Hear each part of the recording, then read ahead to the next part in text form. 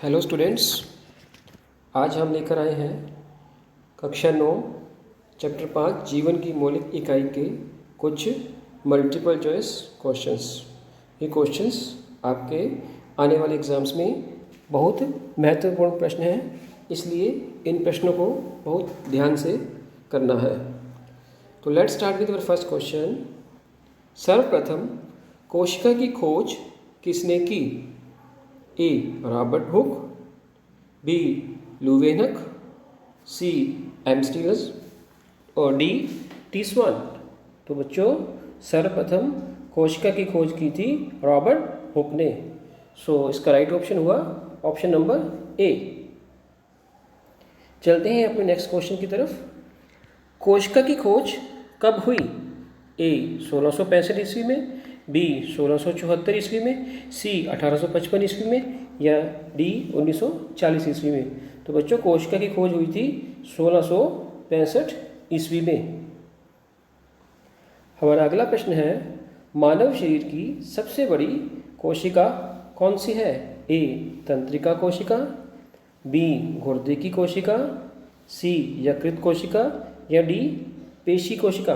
बच्चों, इसका सही उत्तर है तंत्रिका कोशिका, ऑप्शन ए। हमारा नेक्स्ट क्वेश्चन है, जीव शरीर के रचनात्मक एवं कार्यात्मक इकाई क्या है? यानी कि जीवित शरीर की जीव की रचनात्मक और कार्यात्मक इकाई क्या है? यहाँ पर जीव का मतलब पेड़ पौधे भी हैं और जीव जंतु भी हैं। तो बच्चों, रचनात्मक इकाई क्या होती है? ए कोशिका, बी ऊतक, सी जीव द्रव्य या डी माइटोकॉन्ड्रिया। तो बच्चों, इसका सही जवाब है कोशिका। हमारा अगला प्रश्न है, सबसे छोटी एक कोशिकीय जीव कौन सा है? ए यीस्ट, बी जीवाणु, सी अमीबा, डी माइक्रोप्लाज्मा। तो इसका सही उत्तर है माइक्रोप्लाज्मा। पादप कोशिका का रसोई घर किन्हें कहा जाता है? ए लाइसोसोम को, बी राइबोसोम को, सी हरित लवक को या डी वर्णी लवक को। तो इसका सही उत्तर है सी हरित लवक को पादप कोशिका का रसोई घर कहा जाता है। अगला प्रश्न है हमारा, झिल्लियों से घिरा हुआ कोशिका द्रव्य में पाया जाने वाला अंगक जिसमें पाचक रसायन या एंजाइम पाए जाते हैं कहलाते हैं? ए माइटोकॉन्ड्रिया, बी लाइसोसोम, सी केंद्रिका, डी तारकाय। तो बच्चों, इसका सही उत्तर है बी लाइसोसोम। पादप कोशिका के चारों तरफ पाई जाने वाली झिल्ली क्या कहलाती है? ए टोनोप्लास्ट, बी डिक्टोयोसम, सी प्लाज्मा झिल्ली या डी कोशिका भित्ति।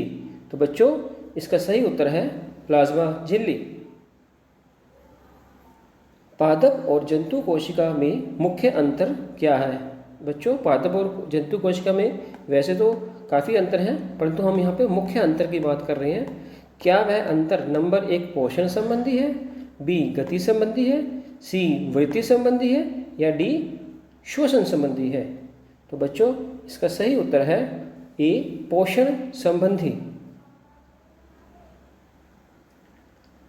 तारकाय पाया जाता है? ए कोशिका द्रव्य में, बी गुणसूत्र में, सी केंद्रक में, डी केंद्रिका में। बच्चों, इसका सही उत्तर है कोशिका द्रव्य में। इलेक्ट्रॉन सूक्ष्मदर्शी का अधिकतम आवर्धन क्या है? ए 100x, बी 1000x, सी 20,000x या डी 2,00,000x। तो बच्चों, इलेक्ट्रॉन सूक्ष्मदर्शी जो है बहुत छोटी से छोटी चीज़ को लाखों गुना करके बड़ा दिखाता है, और तो यहाँ लाखों में एक ही ऑप्शन है डी 2,00,000x, यानी कि 2,00,000 गुना। तो इसका राइट ऑप्शन हुआ डी। तो डी ही इसका राइट आंसर है।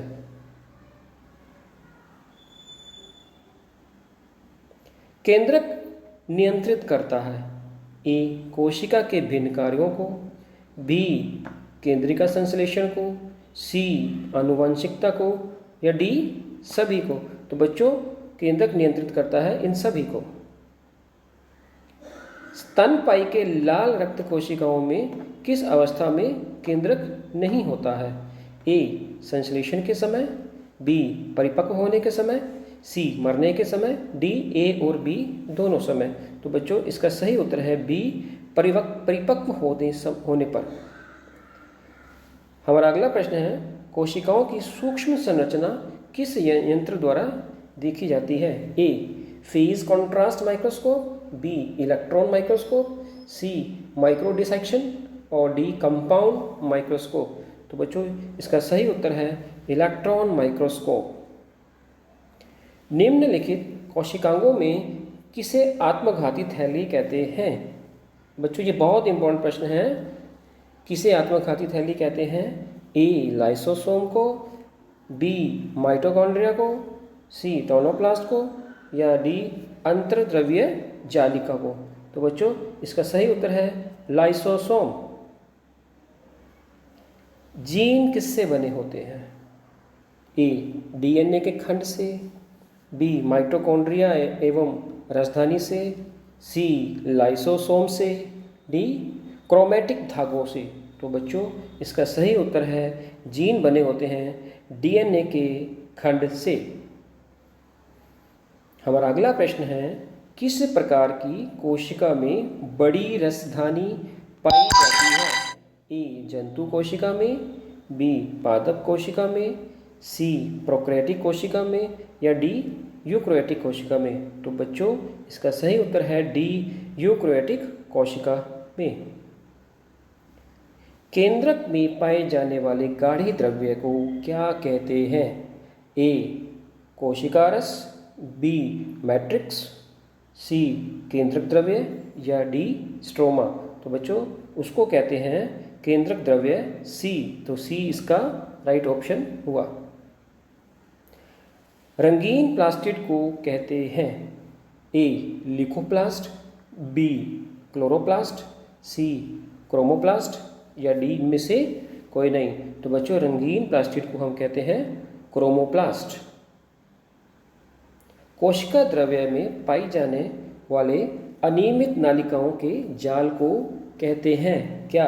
ए गोल्जी उपकरण, बी लवक, सी ग्राना या डी अंतर्द्रव्य जालिका। तो इसका सही उत्तर हुआ अंतर्द्रव्य जालिका। जंतु कोशिका के सबसे बाहरी घेरे को क्या कहते हैं? नंबर 1 कोशिका भित्ति, नंबर बी कोशिका झिल्ली, number C tonoplast, number D केंद्र झिल्ली। तो बच्चों इसका सही उत्तर हुआ कोशिका झिल्ली। कोशिका में राइबोसोम की अनुपस्थिति में कौन सा कार्य संपादित नहीं होगा? ए श्वसन, बी उत्सर्जन, सी प्रोटीन संश्लेषण, डी कार्बोहाइड्रेट संश्लेषण। तो बच्चों इसका सही ऑप्शन है सी प्रोटीन संश्लेषण। कोशिका भित्ति होती है अर्धपारगम्य, पारगम्य, चयनात्मक पारगम्य या इनमें से सभी। तो बच्चों इसका सही उत्तर है पारगम्य। कोशिका की वृद्धि किसके द्वारा नियंत्रित होती है?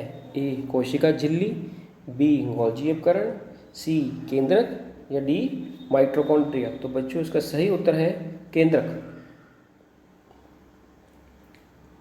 इनमें से कौन प्रोटीन निर्माण का केंद्र है? ए माइटोकॉन्ड्रिया, बी क्लोरोप्लास्ट, सी राइबोसोम, डी लाइसोसोम। तो बच्चों इसका सही उत्तर है सी राइबोसोम। किसे ऊर्जा निर्माण का केंद्र कहा जाता है? ए केंद्रक को, बी माइटोकॉन्ड्रिया को, सी हरित लवक को या डी राइबोसोम को। तो बच्चों माइटोकॉन्ड्रिया को ऊर्जा निर्माण का केंद्र कहा जाता है और कई बार हम माइटोकॉन्ड्रिया को हम बिजली घर, कोशिका का बिजली घर भी कह देते हैं। अगर प्रश्न आए कोशिका का बिजली घर किसे कहा जाता है तब भी इसका उत्तर माइटोकॉन्ड्रिया ही होगा। प्रोकैरियोटिक कोशिका में डैश कोशिका पाया जाता है?